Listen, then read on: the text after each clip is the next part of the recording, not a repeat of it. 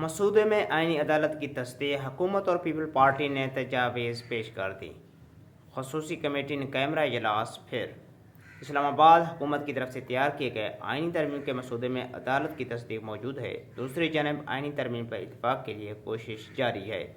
حکومت اور people party نے تجاویز کی خصوصی کمیٹی کے اجلاس میں پیش کر دی۔ خصوصی کمیٹی ان کیمرہ اجلاس آج پھر ہوگا۔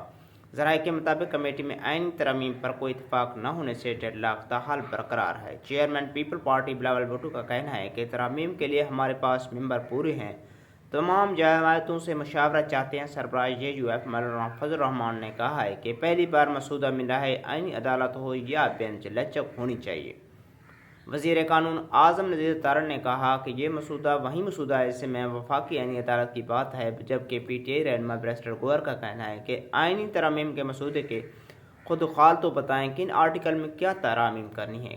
قبل از چیئرمین خصوصی کمیٹی خورشید شاہ کی زیر صدارت اجلاس میں شرکت کے لیے JUIF کی شادرہ اختر علی، پیپل پارٹی کی شیری رحمان اور اعجاز الحق پہنچے، جبکہ پیپل پارٹی کے سینیٹر رانا محمود الحسن بھی امریکہ سے اسلام آباد پہنچے۔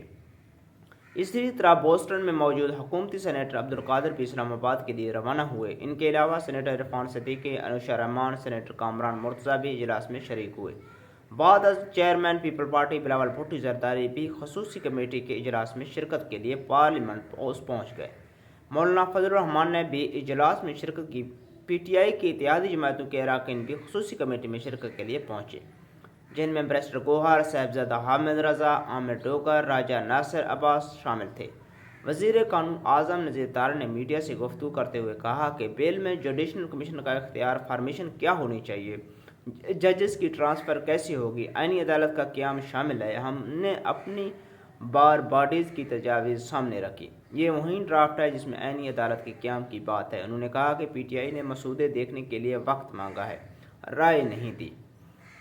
Chairman Pakistan people party Bilawal Bhutto Zardari نے کہا کہ حکومت کے پاس نمبر پورے ہیں، تاہم تمام جماعتوں سے مشاورت چاہتی ہے۔ بلاول بھٹو زرداری نے میڈیا سے گفتگو کرتے ہوئے کہا PTI والے وقت مانگ رہے ہیں، دھمکیاں بھی دیتے ہیں، انہیں کسی ایک موقع پر آنا ہوگا۔ حکومت نے بھی وکلا تنظیموں کے ساتھ ہونے والی مشاورت اور تجاوز سے آگاہ کیا۔ آئینی عدالت اور ججوں کے تقرر کے طریقہ کار حوالے سے وکلا تنظیموں کا موقف بھی سامنے آ گیا، جبکہ حکومت نے اپنی تجاویز میں پیش کی۔ چیئرمین پیپل پارٹی کا کہنا تھا کہ اپوزیشن جماعتیں نے بھی آئینی ترمیم پر تبصرہ کیا۔ مولانا فضل الرحمان نے پیپل پارٹی کے ساتھ مل کر متفقہ مسودہ تیار کرنے کا عزم دہرایا۔ امید ہے اپوزیشن جماعتیں کے ساتھ بامعنی گفتگو ہوگی۔ حکومت بھی پرعزم ہے۔ بلاول بھٹو زرداری نے کہا کہ حکومت اپنا زور لگانے کے بجائے اتفاق کی رائے چاہتی ہے۔ پوری کوشش یہ کی کہ تمام جماعتوں سے مشاورت کر کے متفقہ مسودہ لا سکوں۔ اگر اتفاق رائے نہ ہوا تو حکومت کا یہ موقع وقت ضائع نہ کیا جائے درست ہوگا۔ سربراہ JUIF مولانا فضل الرحمان نے کہا کہ آئینی ترمیم کے حوالے سے گزشتہ موقع پر قائم ہے، ہماری شرائط مانی جائیں تو مناسب مسودے پر اتفاق ہو سکتا ہے۔ اسلام آباد میں میڈیا سے بات چیت میں انہوں نے کہا کہ مسودے پر بات چیت کا آغاز کرتے ہوئے ہم نے اتفاق کیا ہے کہ PP اور JUI ایک متفقہ مسودے کی طرف آگے بڑھیں گے۔ حکومت کے دوسرے اتحادیوں کو بھی اس مسودے کے بارے میں اعتماد میں لیا جائے گا۔ اپوزیشن کو بھی سب مل کر اتفاق رائے کی طرف لائیں۔ انہوں نے کہا کہ ہم نے 18ویں ترمیم کے ذریعے آئین میں موجود ماضی کے بگاڑ کو ختم کیا ہے، لیکن اس کے باوجود 19ویں ترمیم میں عدالتی اصلاحات میں جو پارلیمنٹ کا کردار تھا اسے ختم کر دیا گیا۔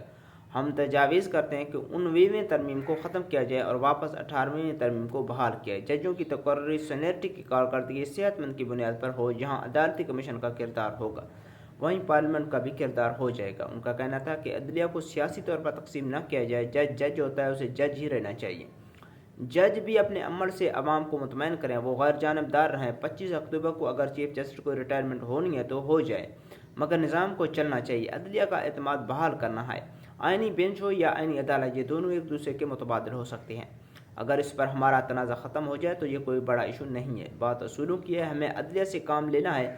اگر آئینی اور عوامی مقدمات الگ الگ ہو جائیں۔ نائب امیر جماعت اسلامی لیاقت بلوچ نے کہا کہ آئینی ترمیم سے حکومت آئین کو متنازع بنا رہی ہے۔ چنیوٹ میں میڈیا سے گفتگو کرتے ہوئے کہا نائب امیر جماعت اسلامی لیاقت بلوچ کا کہنا تھا کہ آئینی ترمیم کا طریقہ کار آئین میں موجود ہے۔ پارلیمنٹ کا اختیار اکثریت سے ترمیم کی جا سکتی ہے۔ ججوں کی عمر میں توسیع ہونی چاہیے یا نہیں ہونی چاہیے، یہ فیصلہ پارلیمنٹ کا ہے۔ انہوں نے کہا کہ حکومت مشکوک ہے۔ فروری میں ہونے والے انتخابات مترادف تھے۔ حکومت کے پاس 2/3 اکثریت موجود نہیں ہے۔